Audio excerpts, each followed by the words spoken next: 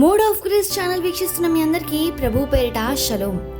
మీలో ఈ వాసన ఉంటే సాతాను సులువుగా పడేస్తాడు. కీర్తనల గ్రంథము 42వ అధ్యాయము 1వ వచనంలో, దుప్పి నీటి వాగుల కొరకు ఆశపడినట్లు దేవా నీ కొరకు నా ప్రాణము ఆశపడుచున్నది అని వ్రాయబడి ఉంటుంది. మనం చిన్నప్పటి నుండి ఈ వచనాన్ని చదువుతూ వచ్చాం, పాటలలో పాడుతూనే ఉన్నాం. కానీ ఎప్పుడైనా ఆలోచించారా, దుప్పి కేవలం దాహం వేసి మాత్రమే నీటి వాగుల కొరకు అంతలా ఆశపడుతుందా? అంతలా తప్పించిపోతుందా? కాదు. దాని వెనక ఒక భయంకరమైన మరణ పోరాటం ఉంది.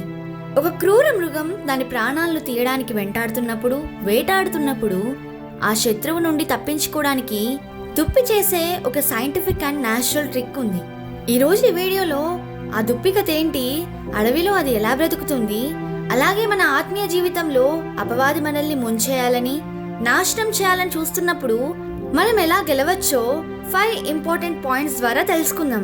ఈ సందేశం మీ ప్రార్థనా జీవితాన్ని, మీ ఆలోచన విధానాన్ని పూర్తిగా మార్చేస్తుంది. కాబట్టి ఎక్కడా స్కిప్ చేయకుండా చివరి వరకు వినే ప్రయత్నం చేయవలసిందిగా మనవి చేస్తున్నాను. 42వ కీర్తన రాసింది కోరహు కుమారులు. కొందరిది దావీదు రాశాడని కూడా అంటారు. దావీదు అరణ్యంలో శత్రువుల చేత తరమబడుతూ దేవుని మందిరానికి దూరమై ప్రాణభయంతో ఉన్నప్పుడు రాసిన మాటలివి అని అంటారు.